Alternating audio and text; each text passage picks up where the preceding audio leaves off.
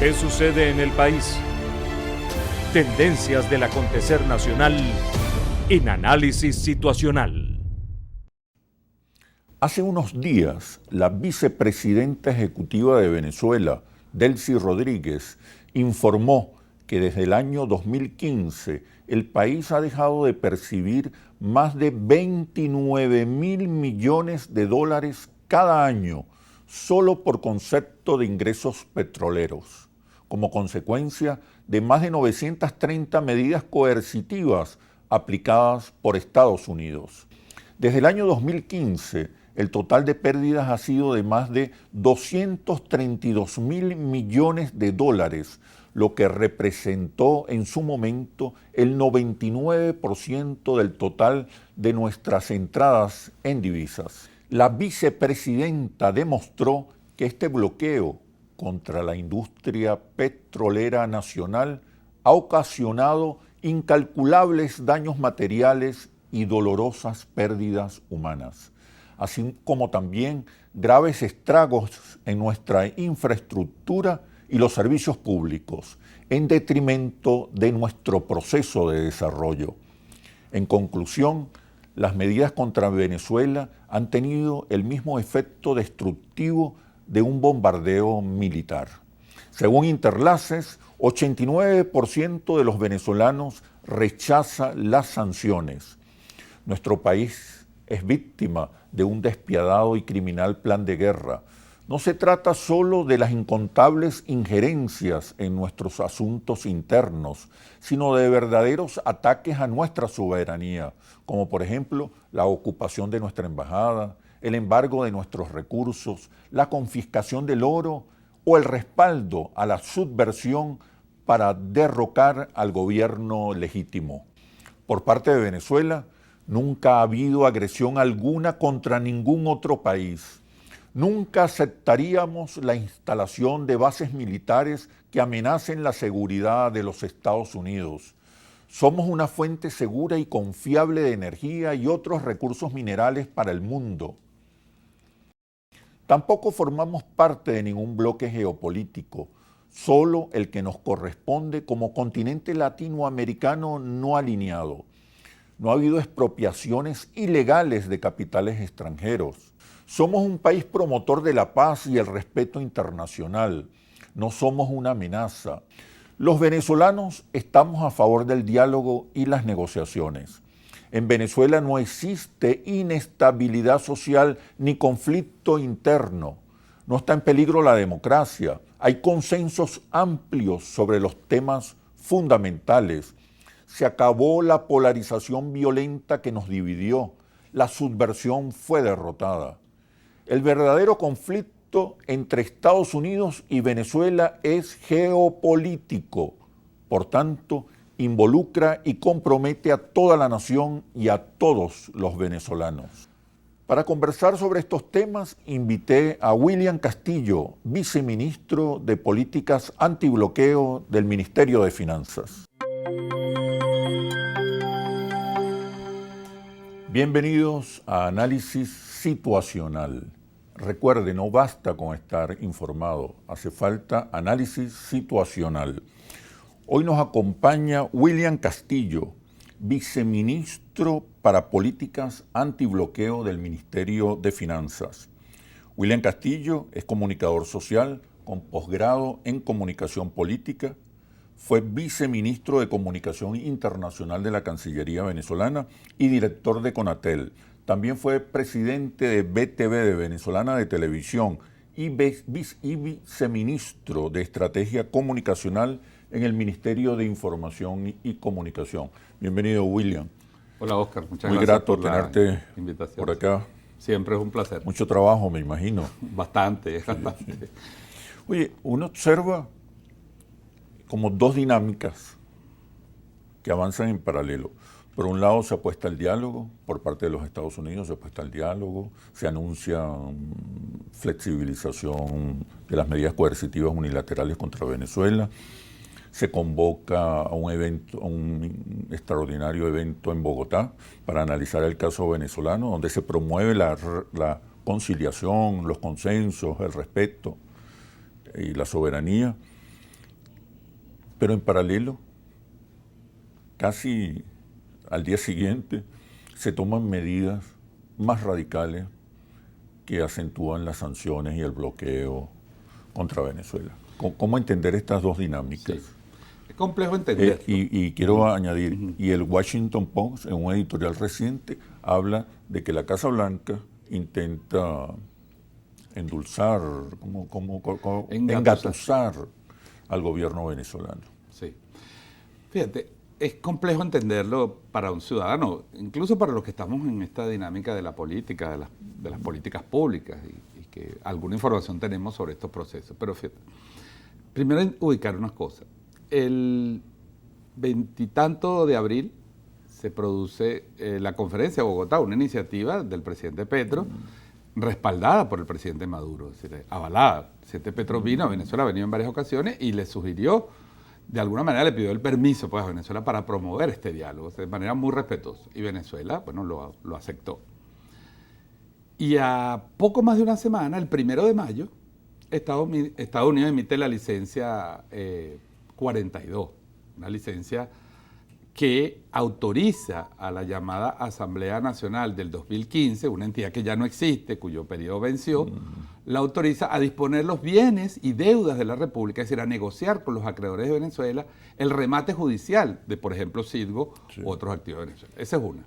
Incluso esa comisión delegada no tiene competencia. No tiene absolutamente competencia, pero la licencia es tan general que dice, autorizamos a esa asamblea a cualquiera que ellos nombren o cualquier entidad. Sí. Es decir, eso se puede entender incluso si esa asamblea designa a una empresa privada o a un bufete extranjero, ese bufete extranjero podría negociar y rematar los bienes de Venezuela. Segunda. Okay. La segunda es la autorización que después da la OFAC a la señora Dinora Figuera y a este que hemos llamado el parlamentariato, es decir, que sustituyó al interinato, para disponer de un dinero del Banco Central que fue confiscado en abril del 2020 por el Departamento del Tesoro y que está en una cuenta oficial del gobierno de Estados Unidos. Este dinero, por cierto, ya no debe haber ahí 342 millones de dólares. Nosotros estimamos que al menos debería haber 200 millones porque, 142 millones porque 200 millones de esos 342 fue el gasto que reportó el gobierno de Juan Guaidó como gastos de su gobierno en año y medio. En fin. Y la tercera medida es la rogatoria o la petición que hace un fiscal de Estados Unidos al tribunal que lleva el caso del avión de Entrasur en Estados Unidos para que le solicite al gobierno de Alberto Fernández que le devuelva el avión de Entrasur y sobre la cual se acaba de pronunciar también la Corte de Apelaciones de Buenos Aires. Es decir, son 3 medidas de agresión que no promueven el diálogo, que van dirigidas a destruir todo el esfuerzo que hizo el presidente Petro y 20 países, donde 17 de esos 20 países le pidieron directamente a Estados Unidos que empezara a levantar las sanciones contra Venezuela como una vía para favorecer el diálogo político y toda la agenda del diálogo. Hay que añadir el caso Citgo, la amenaza de embargo contra... Claro, que está ahí en la licencia 42, es la licencia que dice que Citgo, fíjate, hay que recordar, Oscar, Citgo es la 7ª empresa de energía de los Estados Unidos, la 7ª refinadora de energía. Tiene 4.000 estaciones de servicio, tiene tiendas, tiene oleoductos, tiene puertos de desembarque, procesaba entre 700 y 800 mil barriles diarios de petróleo venezolano. Es el que permite a buena parte del sistema de la costa este de Estados Unidos nutrirse de energía a partir del petróleo venezolano. Bueno, los llamados acreedores de Venezuela, que es una historia que habría que contar quizás un programa específico para hablar de quiénes son estos llamados acreedores de Venezuela, recibieron de un juez de Delaware, el señor Stark, la autorización para cobrarse con Citgo. Y esa tesis de que se pueden cobrar deudas de Venezuela con una empresa que en Estados Unidos es privada, porque Citgo, para los efectos de la legislación estadounidense, es privada, es una tesis que desarrolló un venezolano llamado José Ignacio Hernández, ex procurador especial de Juan Guaidó y testigo y asesor estrella de Cristalex en el juicio contra Venezuela.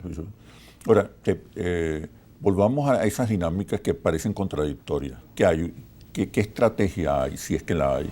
¿Son solo contradicciones en la Casa Blanca como en su política hacia Venezuela? ¿O es parte de una estrategia que el Washington Post llama engatusamiento al presidente Maduro? Pero me respondes, por favor, cuando regresemos a los comerciales. Ya venimos. ¿Qué sucede en el país? Tendencias del acontecer nacional en Análisis Situacional. ¿Qué sucede en el país? Tendencias del acontecer nacional en Análisis Situacional. Nos acompaña William Castillo, viceministro para políticas antibloqueo del Ministerio de Finanzas. Te preguntaba sobre estas dinámicas contradictorias. ¿Qué podemos observar ahí? ¿Qué análisis podemos hacer Sí, en la política de Estados Unidos. de Estados Unidos hacia Venezuela?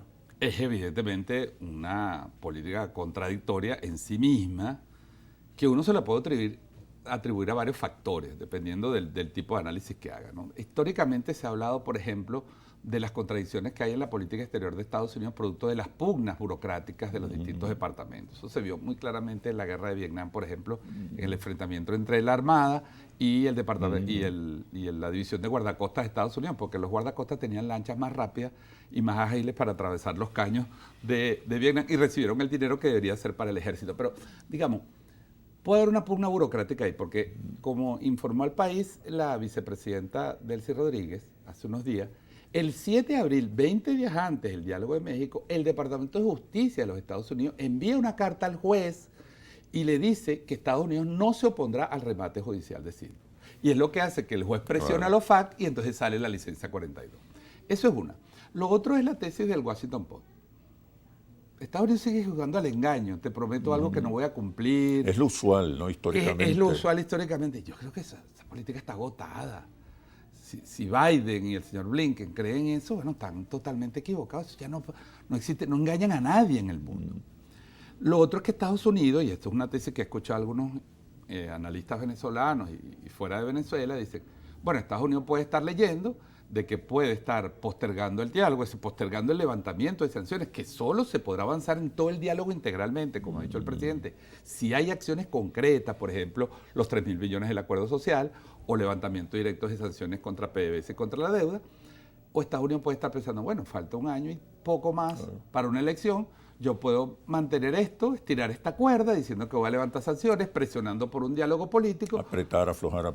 Para llevar al país, Oscar, a una situación electoral donde el gobierno no tenga posibilidades o se disminuya. No sea competitivo. No sea competitivo. A unas elecciones no competitivas, a unas elecciones con sanciones. Y el presidente es decir, a unas elecciones que no son libres, que no van a ser libres. Por eso realmente libres. No van a ser libres porque un país bloqueado, un país con sus activos, con 30.000 millones de dólares en activos bloqueados, que no puede vender petróleo libremente, sino por licencia, un país que no puede sentarse casi con los 1.000 acreedores. medidas coercitivas. Son 930 medidas que se han dictado, incluyendo esta última, 930 de la licencia 42.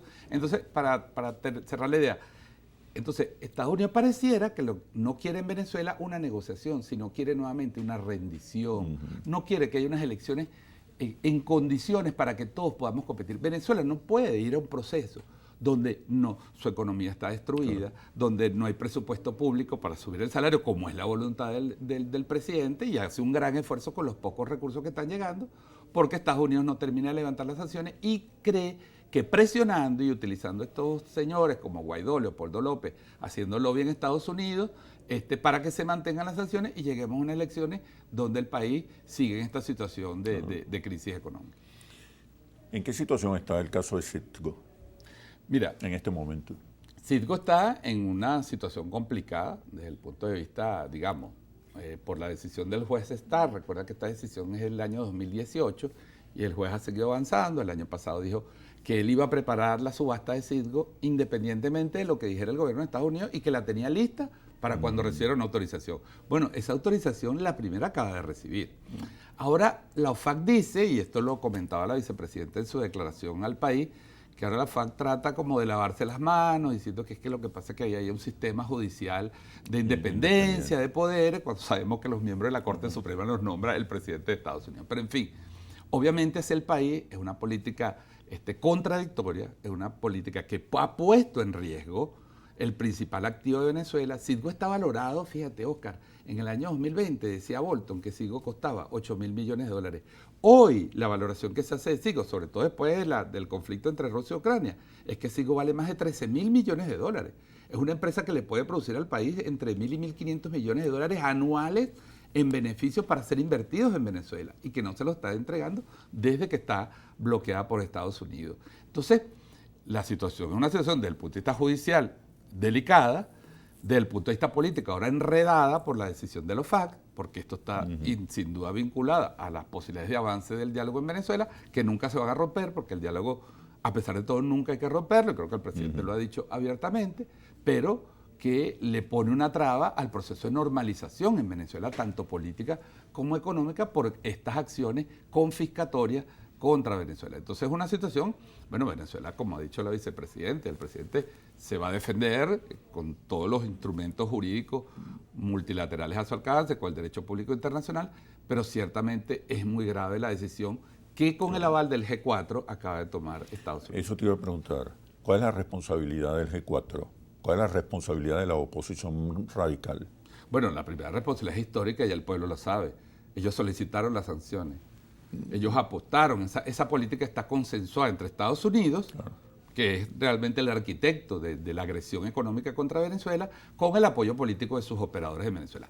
Toda la oposición sin excepciones en su momento lo apoyó. Luego ha habido excepciones y hoy encontramos, afortunadamente para el país, posiciones bastante críticas contra 9 de cada 10 venezolanos rechazan las sanciones. Claro. Y hoy hay un sector de la oposición que abiertamente ya la rechaza. O sea que, digamos, el país ha ido avanzando, pero el costo... Hay consensos amplios con relación al caso pero de las sanciones. Para el país ha sido demasiado alto, Oscar. Se ha dejado de producir 641 mil millones de dólares desde el 2015 por caída del PIB. Eso es productos, servicios, salarios, sector público y sector privado que no se han pagado por las sanciones. Se han perdido 232 mil millones de dólares de PDVSA por caída de casi 90% de la producción. Pero el país, digamos, hoy tiene una posición de Estado, de país, de nación, como ha pedido el presidente. Todos deberíamos estar, más allá de nuestras diferencias, a favor del levantamiento de las sanciones y por la normalización política. Es una agenda que nos debería unir a los dos. Y creo que hay voluntad para hacerlo de un sector. Pero lamentablemente este grupo, que es el que sigue en Washington, que es el que va a los FARC, se reúne en los FARC, es el que entra al Departamento de Estado y se fotografía con los altos funcionarios de la política exterior de Estados Unidos, es el grupo pro sanciones, es el grupo que se ha enriquecido de las sanciones, como el señor Guaidó, el señor López, el señor Hausman, el señor José Ignacio Hernández, el señor Borges, y estos señores siguen presionando porque se sigue usando las sanciones como instrumento para Venezuela. Entonces, es una situación política, es una responsabilidad. Es verdad, el domingo, después de todo este debate nacional y las decisiones que tomó el presidente Nicolás Maduro con respecto a esto, ha habido un documento, un comunicado público firmado por esta llamada, porque nos referimos a una instancia que no existe, pero bueno, públicamente coloca un comunicado que dice la supuesta asamblea del 2015, donde ellos están diciendo, Oscar, y esto es muy importante que lo sepa el pueblo venezolano, que la responsabilidad de que Citgo esté en riesgo es de quienes promovieron la tesis del alter ego de Venezuela, de que Citgo es una especie de alter ego del gobierno de Venezuela. Exacto. Y acusan, sin nombrarlo, al señor Juan Guaidó y a su asesor jurídico, el señor José Ignacio Hernández. Y prácticamente en su último párrafo, porque a eso le dedica 3 párrafos, a decir, bueno, no es responsabilidad nuestra, esto lo heredamos de un supuesto gobierno interino y de sus asesores jurídicos, es responsabilidad de ellos, pero nosotros estamos diciendo 2 cosas, algo que tú mencionabas hace unos minutos. La señora Dinora Figuera dice, yo como asamblea no tengo potestad para ejecutiva. Es inconstitucional. Es inconstitucional. Y 2, dice, en su último párrafo, prácticamente le dice a los FARC, le pedimos que mantenga la protección de Citgo. Prácticamente le está diciendo, no queremos usar la licencia 42, no nos hagan ese favor.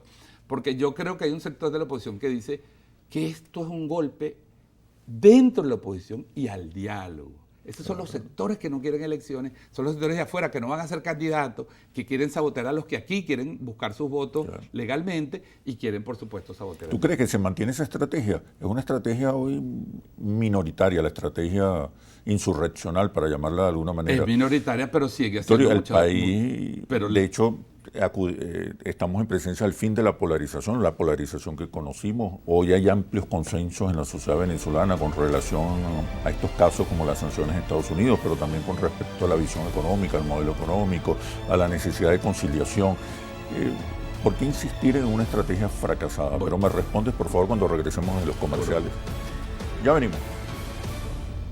¿Qué sucede en el país? Tendencias del acontecer nacional en Análisis Situacional. ¿Qué sucede en el país? Tendencias del acontecer nacional en Análisis Situacional. Nos acompaña William Castillo, viceministro para Políticas Antibloqueo del Ministerio de Finanzas. Te preguntaba, y aquí también observamos las mismas dinámicas contradictorias. Por un lado, se promueve una estrategia electoral, se respalda el proceso electoral, pero por otro lado, hay grupos de la oposición que insisten en una salida insurreccional, que insisten en el derrocamiento del presidente Nicolás Maduro. ¿Cómo entender? La teoría política, Oscar, la teoría política clásica, tanto europea, pero sobre todo americana, ha hablado de lo que ya llaman las mayorías disruptivas, las minorías disruptivas, las minorías bulliciosas. Es decir, que siendo minoría numéricamente, pueden quebrar un consenso de una mayoría. Por el discurso agresivo, por el discurso intimidante, por el ruido que hace. Yo creo que la oposición está viviendo, no soy de la oposición, creo que ellos tienen que resolver sus problemas, pero creo que uno desde fuera puede analizar cómo, y lo ve en los debates de los analistas sobre, por ejemplo, cosas como se acepta o no el apoyo institucional del CNE. El CNE es una institución de todos los venezolanos. Tienen que sacarse ese lastre del discurso de súmate. Entonces van a hacer unas elecciones en papel, sin registro, sin nada, y después van a querer participar en una elección con registro, con carta huella, con sistema electoral, es decir, con auditorías. Van a hacer una elección sin auditoría y después van a partir una elección con auditoría. ¿Cómo vas a comparar entonces los volúmenes de votos o de apoyo que tú saques en una primaria con un resultado electoral después? Es decir, hay una trampa. Yo creo que lamentablemente todavía esas minorías disruptivas, bulliciosas, escandalosas, impactan a gente de buena fe. Sobreviven y condicionan, medida, chantajean. Claro. Pero bueno, eso es un tema de ahí. Ahora, es verdad que la oposición necesita también plantearle al país un programa, porque ahorita están hablando de primarias, pero uno no ve por ninguna parte un programa económico. Es decir, yo creo que el país se nutriría. La que de alguna manera se ha referido al tema es María Corina, la única. Bueno, imagínate. Que habla de la privatización de las empresas. Claro, exactamente. Es a quien yo he reducción del rol del Estado. Yo he bautizado como la dama del hierro. Por eso está de no la dama de hierro, sino del hierro. Porque, pero está proponiendo cosas. Tiene una oferta. Digo, nosotros estamos en otra parte y nuestro trabajo es mejorar la economía, mejorar las condiciones de vida de las grandes mayorías, de los 4 millones de trabajadores del sector público, de los 6 millones de trabajadores del sector privado, que acaban de recibir un beneficio importante, porque la decisión del presidente sobre el CETATIC hay que recordar, beneficia a los trabajadores del sector público, pero beneficia también a los trabajadores del sector privado. Y eso tiene que saberlo todo el país, no es una medida solamente. Y se sigue haciendo un esfuerzo. Que además está indexada. Así es, y es una medida muy importante que la indexa no a la inflación, que es un debate también nacional, que yo creo que ha perdido como un poco el rumbo teórico y conceptual de ese debate, pero sí es muy importante que le indexa el tipo de cambio, porque por lo menos te permite compensar el incremento del tipo de cambio. Yo creo que eso, si se aplica bien y se hace en consenso, en diálogo económico productivo entre el sector público y el sector privado, vamos recuperando las condiciones de vida de los trabajadores y creamos condiciones económicas, ¿ves? Que es lo que tienen que ver, condiciones de estabilidad para ir a un proceso electoral justo, abierto, democrático, participativo. Ahora, fíjate,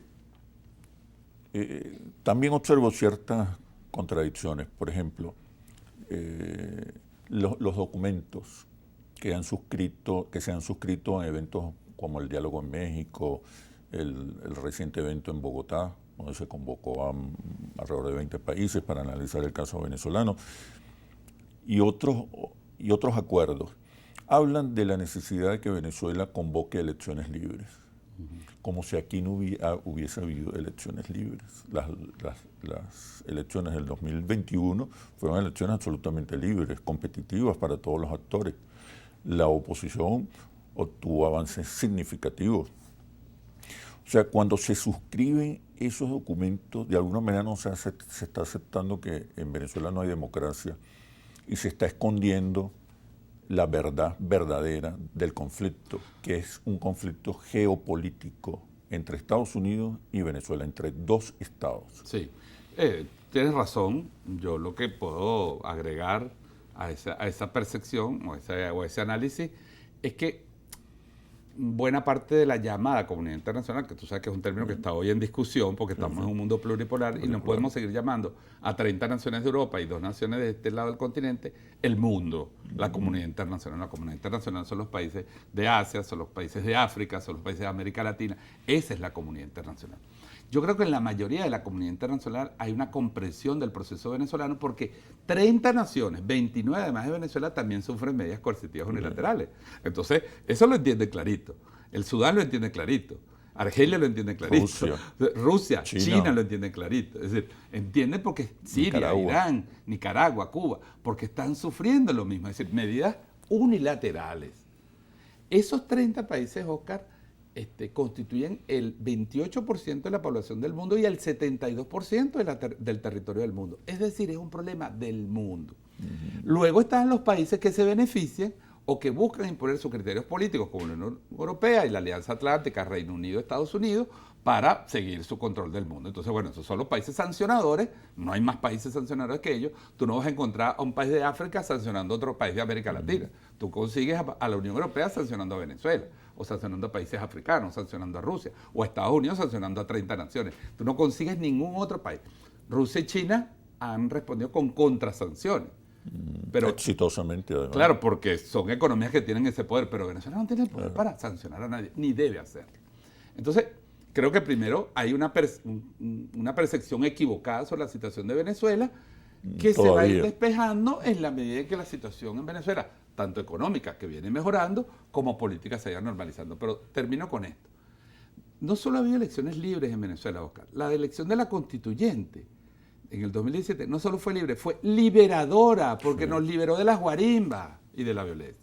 La elección del presidente... Fue una manifestación electoral contra la violencia muy democrática contundente. y pacífica. Yo estuve muy cerca de todo este proceso.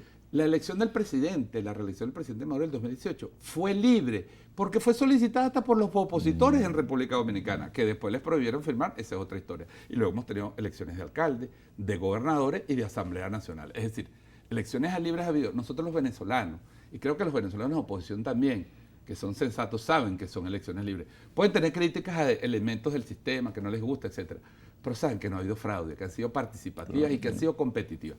Para que sean más competitivas, es verdad, necesitamos que participen más venezolanos, pero se va a hacer en unas condiciones donde tú tienes una economía paralizada por 930 medidas coercitivas. Yo creo que volver a la sensatez de todas las partes es también decir a la comunidad internacional. Y cada vez más la democracia venezolana se consolida, a diferencia de Estados Unidos, donde el mismo presidente ha dicho que por los sucesos violentos en el Capitolio, habla de que la democracia norteamericana está amenazada, está debilitada, es frágil, es vulnerable. Fíjate que hasta en ese caso es contradictorio. Claro.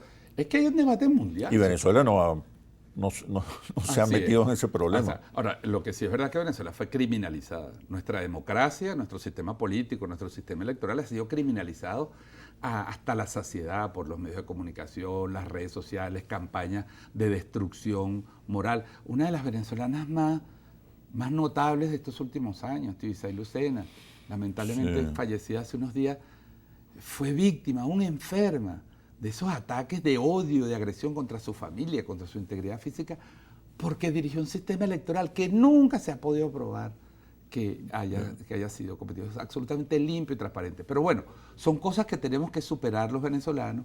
Ojalá, así como hay sectores de oposición que hoy dicen, pero ¿por qué al menos no le pedimos una asesoría? A lo mejor no tienen que usar todo el sistema. Pero ¿por qué no vuelven a establecer una relación institucional con el CNE y usan un recurso que es del Estado y del país? Y un recurso que los ha beneficiado cuando han podido ser mayoría. Y cuando han ganado.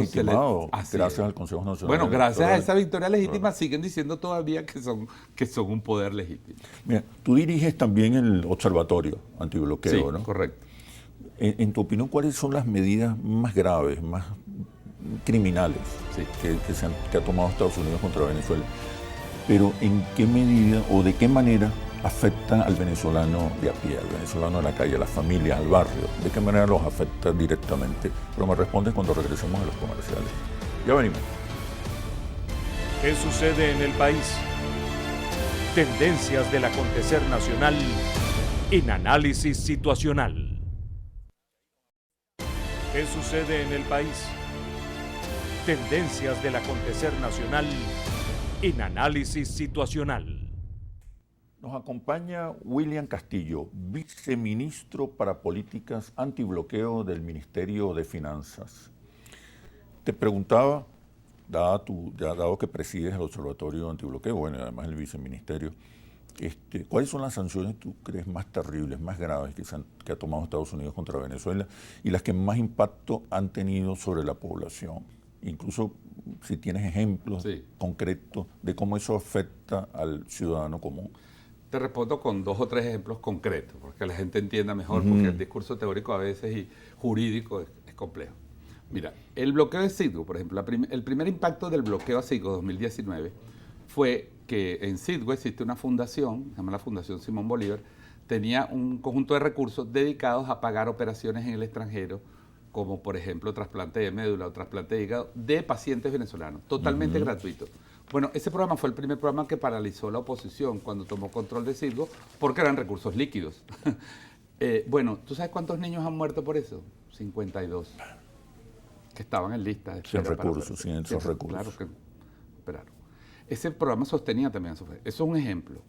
Y está vinculado. Eso está documentado. Eso está documentado, está entregado a la Corte Penal Internacional, está entregado por Fundalatin, que ha hecho un trabajo extraordinario con las víctimas, con los testimonios de las víctimas, al Consejo de Derechos Humanos. Te voy a poner otro ejemplo. Entre 2016 y 2017 se marcharon del país, ahorita quieren regresar y algunas están volviendo, 16 de las principales franquicias de las farmacéuticas del mundo. Abbott, Pfizer, Aventis, Sanofi. Se fueron de Venezuela, dejaron de operar, dejaron de vendernos materia prima. Nos quedamos sin medicina. Nos quedamos de pronto sin medicina. Y eso vino la crisis, que no se conseguía ni una pastilla a veces para el dolor de cabeza. Eso fue de la noche a la mañana. Bueno, porque dijeron, mira, aquí vienen unas sanciones, nosotros no vamos a arriesgar nuestros negocios en el mundo por operar en Venezuela. Y cerraron. Ni siquiera a través de terceros se negaron a vendernos materia prima para al menos mantener abiertas algunas líneas de producción. Y eso se mantiene.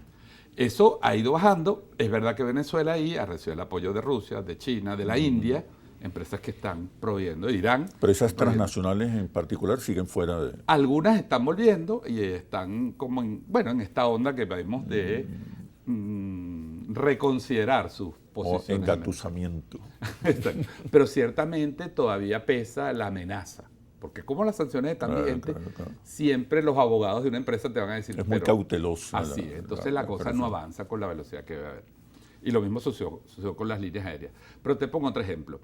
El Hospital Cardiológico Infantil, creado por el comandante Chávez, el más importante de América Latina y probablemente del mundo porque está especializado en niños. Ese hospital, Oscar, realizaba en 2012 1.250 operaciones a niños gratis, venezolanos y de varias partes de América Latina y del mundo que venían a operarse. Niños desde bebés recién nacidos hasta 1, 2, 3 años de cardiopatía congénita. Bueno, las empresas proveedoras del software, de actualización de software, de los equipos, dejaron de venderla a Venezuela y el hospital llegó a un punto crítico en el 2018-19 que hizo solo 187 operaciones. Hoy ya está otra vez en 800 y siguen subiendo otra vez porque se han recuperado unos recursos ya en este nuevo ambiente. Es decir, afectaciones a la salud, afectaciones directas a la importación de equipos médicos o las paralizaciones de navieras para traer turbinas para el sistema eléctrico de Venezuela. Nosotros tenemos turbinas paradas en puertos de Europa que no han podido ser traídas y fueron entregadas incluso por las empresas y las navieras no quieren venir por los temores a ser sancionadas por Venezuela. Entonces, bueno, hay como esos cientos de ejemplos que terminaron impactando la salud. Te doy el último, que es muy importante, Oscar, perdona. La empresa que proveía a Venezuela los reactivos para hacer las citologías de las mujeres, también se marchó del país. Y eso produjo un disparo de las del cáncer de cuello uterino porque no estás haciendo pesquisas. Hoy también se está recuperando. Pero si vemos los gráficos de salud, de la caída de los indicadores de salud en esos años, fue precisamente cuando se paralizaron gran parte de las relaciones económicas en materia social que tenía Venezuela en el mundo. Y el cerco petrolero, la asfixia contra la industria petrolera, en los focus group que hacemos, la gente señala con relevancia la caída de la producción y siente, bueno, un país petrolero, claro, muy sensible a la dinámica de producción y comercialización de energía, de petróleo, ¿Qué nos puedes decir? Claro, ¿De qué manera se ha yo te asfixiado la industria petrolera? Yo te mencionaba ejemplos concretos, pero te digo, ¿cuál es la principal afectación? La afectación sobre PDVSA y la producción de la producción Nuestra petrolera. principal fuente de ingreso.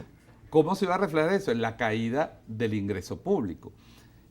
Las estimaciones del observatorio entre 2015 y 2020, que fue el punto más bajo de la caída de la producción, nosotros llegamos a producir en junio del 2020 339.000 barriles de una producción de 2.4 millones que teníamos en el 2015. Brutal.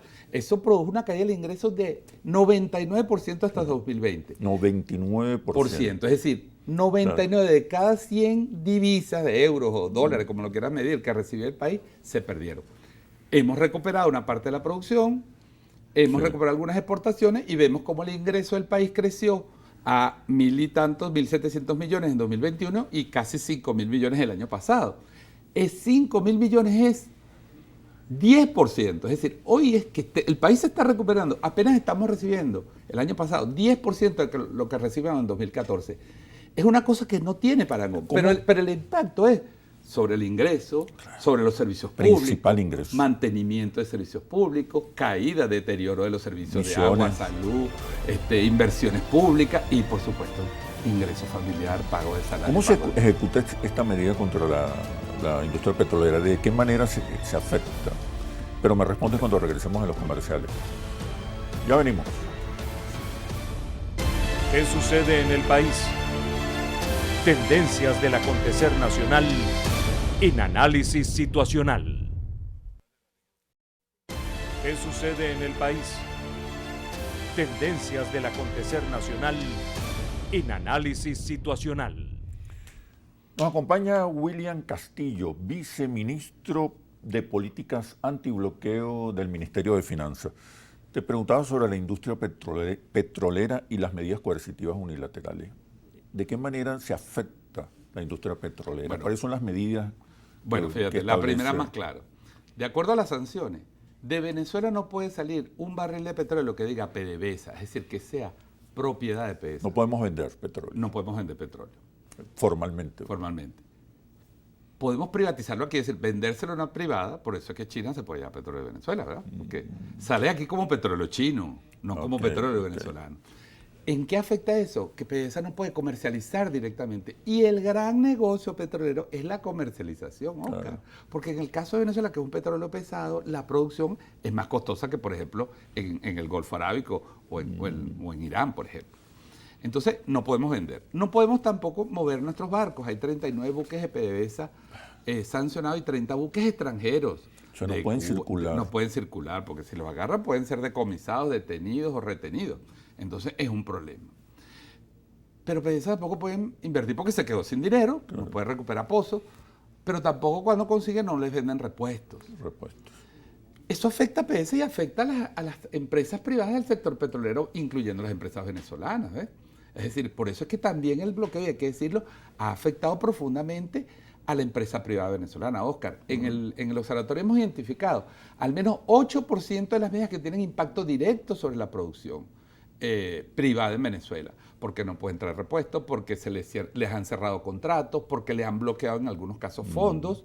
Quizás no se lo bloquean como a Venezuela totalmente, entonces tienen que ir a un proceso judicial en otro país, demostrar hasta que le liberan los fondos. Pero aquí ha habido empresas venezolanas privadas que han tenido fondos retenidos durante meses por las medidas coercitivas unilaterales. Empresarios que han sido afectados incluso en sus viajes, los han parado en aeropuertos para revisarlos porque son venezolanos y entonces quieren... En fin, entonces hay una afectación a las operaciones económicas de PDVSA. No podemos cobrar tampoco, ¿no? Ajá, voy. O hay que cobrar en efectivo. Tampoco puedes cobrar, o tienes que cobrar efectivo, o tienes locura. que hacer triangulaciones y entonces... Comisiones. Y entonces todas las comisiones se incrementan, todos los gastos de intermediación se incrementan y la ganancia definitiva del país se reduce. ¿Por qué? Porque no tienes un comercio libre, abierto. Como dice la Organización Mundial de Comercio, Venezuela en 2020 trató de llevar el caso de Venezuela por violaciones al libre comercio, a la OMC, y Estados Unidos, por su poder de veto, paralizó que la OMC abriera una investigación sobre el caso de Venezuela. Porque se está afectando el comercio del Estado, pero también el comercio privado, el comercio exterior del país. Entonces, claro, al final todo eso es... Las transnacionales petroleras también se ven afectadas. Claro, ¿no? por eso las transnacionales petroleras como Chevron, como Eni, como Repsol, han conseguido licencias y la gente dice, bueno, es que las licencias significan un levantamiento de las acciones. No, Oscar. Son licencias muy puntuales. Que implican muchas limitaciones, claro, también, ¿no? Por supuesto que están significando un ingreso para el país y en esta situación no vamos a desechar ningún ingreso, están pagando impuestos, porque también se dijo que no iban a pagar, están pagando sus impuestos, pagan sus regalías, se llevan su petróleo. Eni y Repsol están comercializando petróleo, ahora dicen que van a introducir una licencia para reactivar sus operaciones también de producción en Venezuela. Es decir, hay una presión del mundo, hay una presión de los acreedores. La asociación que representa a los acreedores de deuda de Venezuela, Oscar, ha dicho públicamente que no va a actuar contra fondos que sean sociales, que no va a atacar, digamos, recursos de Venezuela que puedan ser invertidos y por eso apoyó, esa asociación de deudores apoyó el acuerdo social. Y después el señor Jim Story, después que se firmó el Acuerdo de México, mandó una carta a la ONU diciendo que esos fondos no se podían transferir porque podían ser intervenidos por los deudores y Estados Unidos no podía garantizar. Entonces saboteó el acuerdo social, incumplieron su palabra. Pero hay una voluntad de los empresarios nacionales e internacionales en que se terminen de levantar las benditas o malditas sanciones, como queramos llamar, y quieren hacer negocios libres y bajo el marco de la ley venezolana. Entonces, eso es una situación que el país debe saberlo, que a pesar incluso que desde el sector privado hay presiones sobre esto, sigue esa política irracional y epiléptica de Estados Unidos hacia Venezuela. Pero, ¿y qué se está haciendo para enfrentar el bloqueo, para enfrentar este estrangulamiento criminal contra la economía venezolana? La ley antibloqueo, ¿en qué consiste? ¿Qué se ha hecho en ese sentido? Sí, hay dos patas de esta estrategia. Una es el programa económico que el presidente lanzó al país agosto del 2018, tú debes saber. Después de agosto del 2018 hay una arremetida sancionatoria. Nosotros lo hemos estudiado y vemos cómo después de agosto incrementaron las sanciones, incrementaron el castigo a los buques, el castigo a los aviones de Conviasa, prohibiciones de vuelo, restricciones para Conviasa incluso para comercializar. Después vino lo del avión de Entrasur. Y no se han flexibilizado más. Y de eso no se ha flexibilizado nada, cero. O sea, a pesar del diálogo en México, claro, de las reuniones, de la presión internacional, no ha habido una flexibilización. Lo más concreto del diálogo hasta ahora es el acuerdo social, Oscar. Y Estados Unidos, después que autorizó, porque no es que la oposición firmó con autorización de los Estados Unidos. Eso lo ha dicho Jorge Rodríguez, lo ha dicho el presidente de la República, y lo escuché yo porque estuve en esas reuniones, porque formo parte de la delegación. Con autorización de Estados Unidos se firmó el Acuerdo de México y a la semana el señor Story le dijo a la ONU que iba a ser como el intermediario, el garante de que los recursos se usaran bien, etcétera, etcétera. Le dijo a la ONU que Estados Unidos no podía garantizar que esos recursos no fueran intervenidos judicialmente o no los podía llevar a la ONU. Entonces hizo que la ONU se restringiera en su participación en el acuerdo. Saboteó el acuerdo después de firmarlo. Pero entonces tú dices, y luego está el impulso productivo interno, las alianzas, el diálogo con el sector productivo, que ha permitido, los motores productivos que han permitido la recuperación del sector agrícola. Venezuela está produciendo más arroz, el sector más privado maíz, ha respondido. El sector privado nacional y nacionalista ha respondido. Estamos produciendo más arroz, más harina, más pasta, más carne, más hortaliza que hace 5 años. Alguien ha dicho efectos beneficiosos indirectos de una agresión económica. Está bien, la historia lo estudiará así, pero ojalá no hubiera sucedido, ¿verdad? Que el sector privado se desarrolle sin necesidad de estar enfrentando unas sanciones. Algunas líneas en industria se han reactivado, el turismo se ha reactivado, pero hace falta que eso se sostenga sobre una base sólida. ¿Cuál es la base sólida? Que un país esté libre de sanciones. Claro. Porque si no, siempre va a haber el temor. Y el ingreso petrolero que dinamiza tanto la economía. Claro. Y luego viene la ley antibloqueo que desarrolla estrategias creativas y alternativas para buscar, protegiendo la inversión, que podamos activar algunos proyectos. Ahí entiendo que se han estudiado, eso no es un caso que llevo yo, porque lo lleva directamente el Centro Internacional de Inversión Productiva, que lo dirige el compañero Félix Plasencia, pero entiendo que se han presentado más de 300 propuestas al país que están en distintos grados de avance en distintas áreas, industriales, terrenos, inmobiliarias, turismo, para reactivar esos sectores. Eso significa que el temor de los inversionistas se ha reducido y están buscando maneras de invertir. Yo creo que se ha reducido primero porque hay una comprensión. Los inversionistas son personas y saben de política.